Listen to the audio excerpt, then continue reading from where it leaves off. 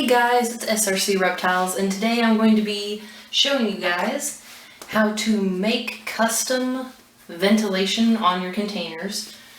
So, this is the container that Little Rascal and Lark are going to be getting moved into. I have two of them obviously, but I'm just showing you one. So, this is a shoe container. I'm pretty sure it's Rubbermaid, I believe. Yes, that's what it says. I don't remember the exact dimensions, but I will put them on the screen for you if I'm able to remember. Anyway, in the past, all I did was put holes in here with my solder iron, which is over here heating up. So anyway, I haven't put my glue gun, I haven't plugged that in yet because that's what you're going to be using to put the mesh on the lid. But anyway, this is the size they're going into. I went to Walmart and the dollar store, and these have already been pre-cleaned just for making it easier for me. So I got both of them a lily and a plant, and both of these have metal in them so they can be bendable. I wanted to get the most plain colored plant I could because I didn't want it to bleed any ink. You should definitely, when you do this, be in a really well ventilated area because you're going to be melting plastic and it's going to be creating fumes, and you definitely don't want to be breathing that in. So I'm in my kitchen, so sorry that it's kind of echoing because there's obviously not really a lot in here. So what we're going to do first is we're going to melt a nice large area on top. We're going to cut out this, and let me see, I'll get my plastic here so I can tell you. I got this at Walmart, I believe, for $7. It is 36 by 84 inches, so it's 3 foot tall by 84 inches in length, so you get a lot there. It is in like the screen area for like screen doors and stuff, just to give you an idea. It's going to be back in like the hardware area. It is fiberglass, and it says it's multi-purpose. And it's not really telling me much else, but either way, just so you can see. I'm not really sure how well you can see it, so let me get a close view for you. So anyway, I'll come up here and I have to manually focus it, but here's what it looks like. There's the brand, just so you have an idea. I'll bring it over real quick so you can see about how fine it is. So here you can see. There you go. So anyway, that gives you an idea of what I use. So I'll go ahead and get this back in focus now. So anyway, I can tell the solder iron is pretty much ready.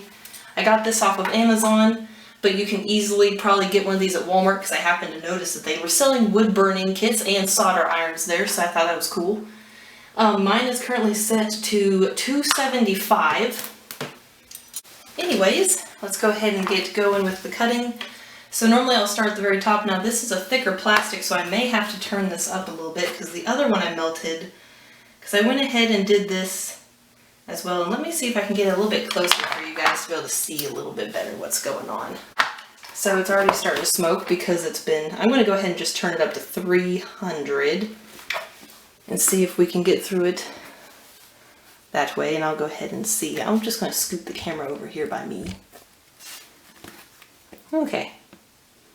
So anyway, this is normally what I do, and I might end up speeding it up, or I'm just going to try to turn it up to 350. I should have done this before I started videoing, because I should have thought that this is a lot thicker plastic, because normally it should start to melt right through it. Anyway, like I was saying, you definitely want to do this in a well-ventilated area, because you do not want to breathe in the fumes. I probably will only show you guys one melting of the lid, and I probably am going to speed it up a little bit because even, obviously it has to get turned up all the way, but even at this pace it's going to take forever. So I might just come back when I'm finished because that way I don't bore you guys.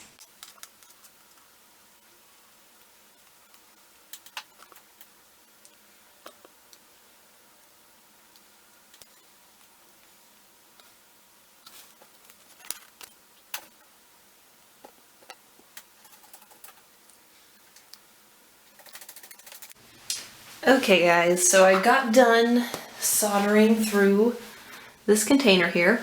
So what we're going to do while the hot glue gun is heating up is we're going to cut out our fabric.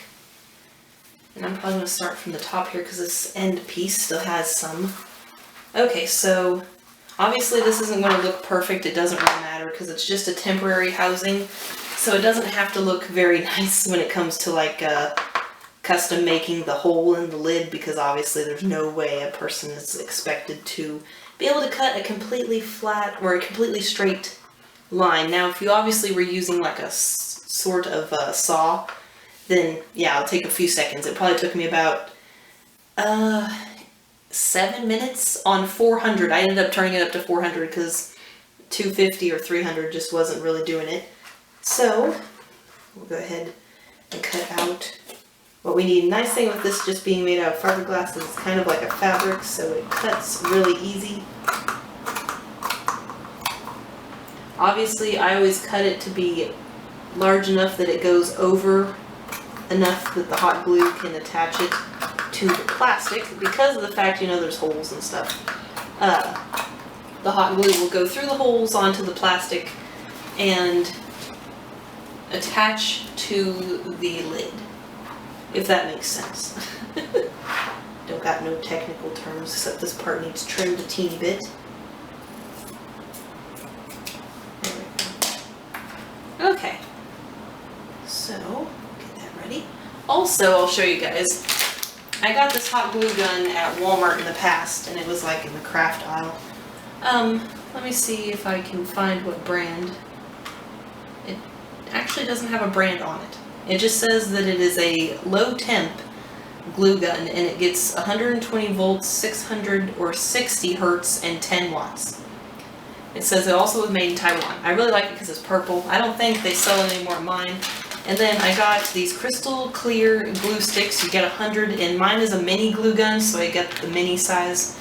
And I believe this was like $7 for 100 of them. The other grocery store I was looking at, the one that I work at, they were selling about 20 for the same price. So I'm like, yeah, no. And it was just, it wasn't any specific name brand like Gorilla Glue or anything. It was just, it's this much for 20. And I'm like, I need way more than 20 for future projects and stuff, because obviously I have 2 more babies I'm going to have to move into these containers. It takes at least 2 glue sticks, if not more, we'll find out in a second, to do this one. Because when I did the tiny tanks they're in, it took 2 glue sticks almost for the 4 lids that I did. So, and those are small lids, so these are pretty decent sized lids. So hopefully we can do 2 glue sticks per one.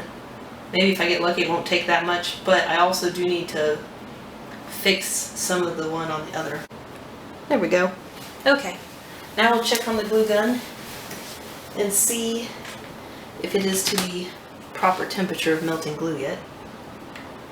I know there's probably smarter ways of testing it, but it doesn't feel hot enough. It does seem to be pushing out some glue, so we'll go ahead and start. And I normally try to get it to a point, and I'll do the corners first just so that the glue holds it down in place and it doesn't move. Just a little spot.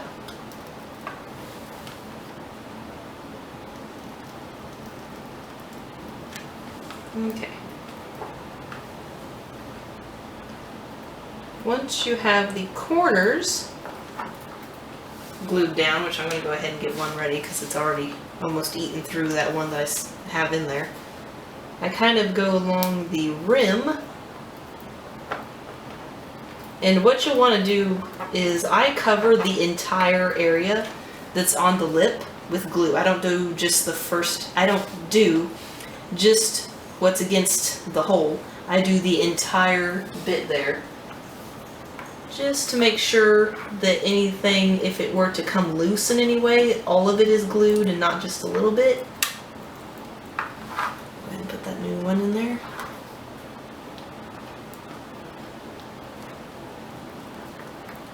And don't be worried if you get a little extra, because sometimes I'll accidentally go over onto this because my hand slips.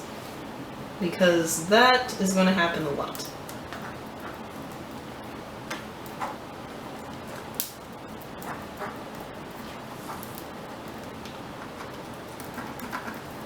I'm probably just going to show me doing one of these tonight because obviously you guys get the idea.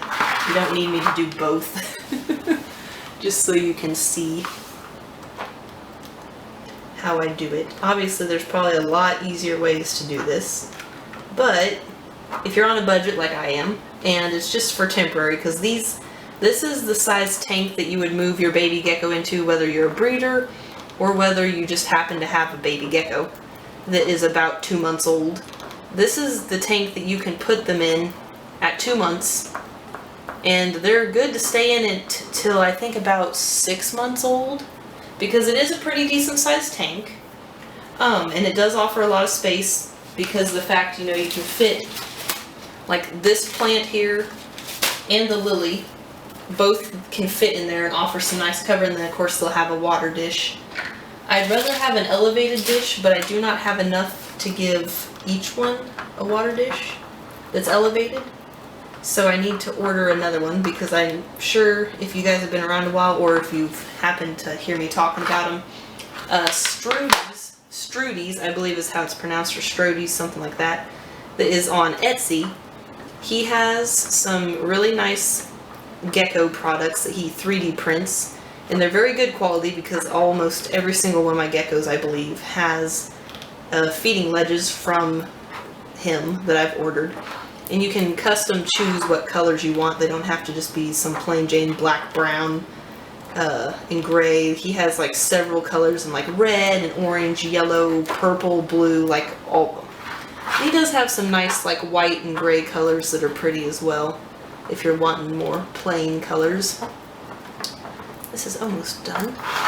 But anyway, so I'm probably just going to order some of those in the future. One thing that will be interesting is I have recently found out on Halloween, actually, so 3-4 days ago, somewhere in there, that Blaze has worms. I'm not really sure exactly where she got them from, because it is possible that it's from the dubia roaches that I feed for treats every so often. But the weird thing is I have not fed dubia roaches to any of my geckos for the last 2 months, so I'm not really sure exactly if that's how she got them. Because when I checked the poop of Twix the other day when I was feeding him, and I noticed that he had pooed, he did not have any worms in his stool, and I only noticed one in Blaze's stool because I saw it moving around, because I always check their poops just to be on the safe side. So I'm going to take you guys along with me on this whole endeavor of dealing with worms, just so anyone out there that is having the same issue, or if you have that come up, then you've seen the video maybe, and it will hopefully help you. So anyway, this one is finished. So we'll go ahead and put it on here just to make sure it hasn't like deformed the lid any. And of course, being that this is going to be standing up, they're going to be on the front of it versus being on the top. But what's nice about this one, and I'll zoom out a little bit because I'm sure it's not clear anymore. It's probably blurry. So we'll raise the camera up here so we can see it a little bit better. Okay, so anyway, there we go.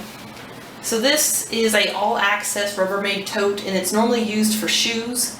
If you were to get any, which I think online is the main place you can get them now, because I think in the past Bed Bath & Beyond sold them.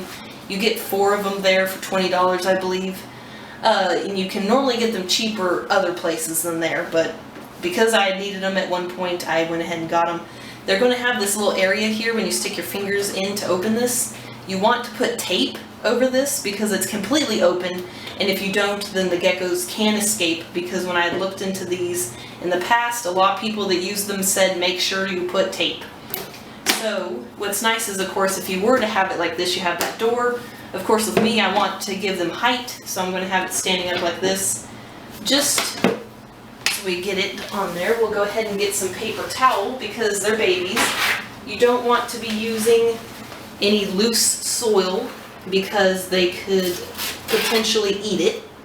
So I normally will just put some paper towel in there. We've got a spare piece, but we don't need that.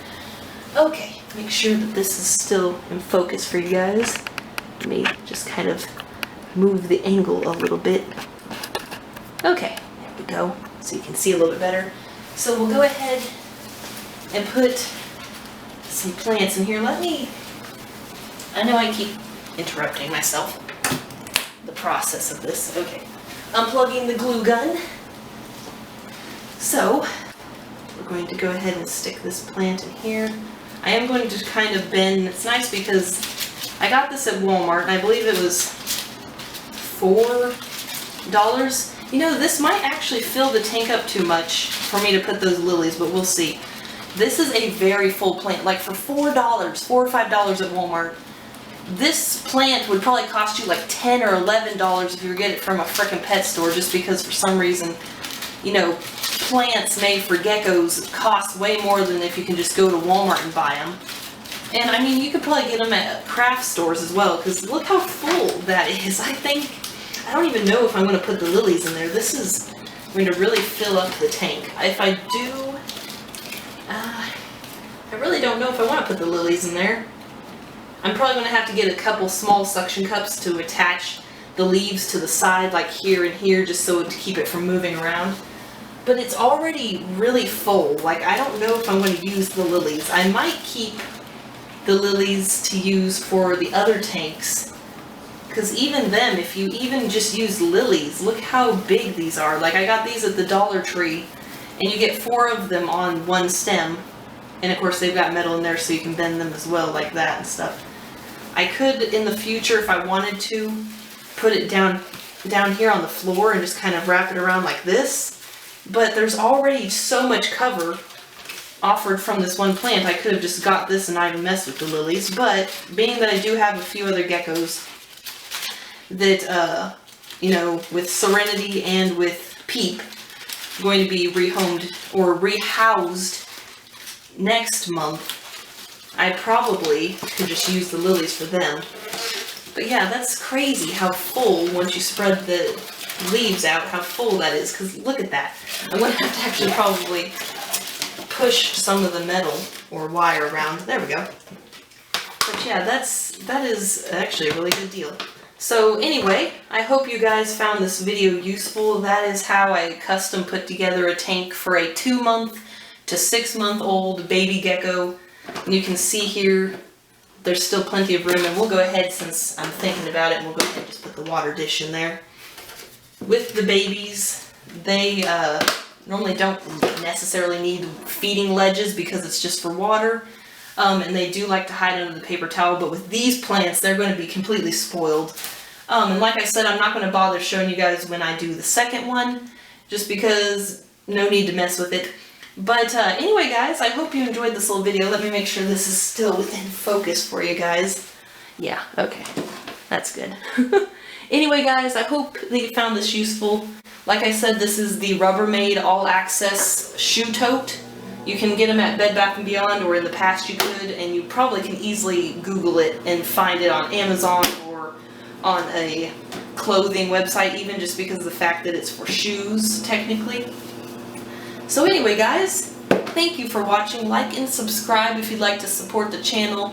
It really encourages me to make more videos just like these. Anyway, stay tuned to hear a little update when I get a vet appointment made for Blaze with her and her worm situation, and we'll see what all we need to do to get it fixed. I'm sure a dewormer will probably fix it, but I am kind of curious as to what I need to do with Snickers, because she shares the tank. Even though there's a divider, they are in the same tank, so I'm probably going to get an appointment with her as well, just to be on the safe side, and just kind of take you guys through that process of curing them of the worms, just so you also can have an idea in the future, if you have this problem, knowing how to deal with it. But anyway, enough rambling. Thank you guys for watching, and have a good rest of your evening.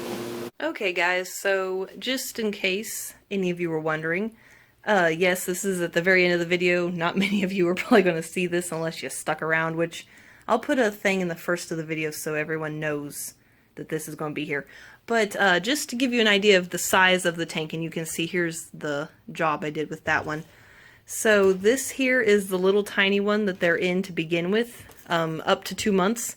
And then once they hit 2 months old, this here is how big that second one is. So you can see that I think it's about the same depth as this one is in length. And you can see the width is just very small, which obviously when they're tiny, they don't need a huge amount of space. But yeah, so this one here, this tank, is definitely an upgrade. So you can see there's going to be plenty of space for Little Rascal and Lark to be in. And of course, next month I will be putting Serenity and Peep into these tanks as well because I've got plenty on hand. So anyway, guys, I just wanted to show you just to give you a comparison of the size of tanks. Anyway, again, thank you for watching. Have a good rest of your night.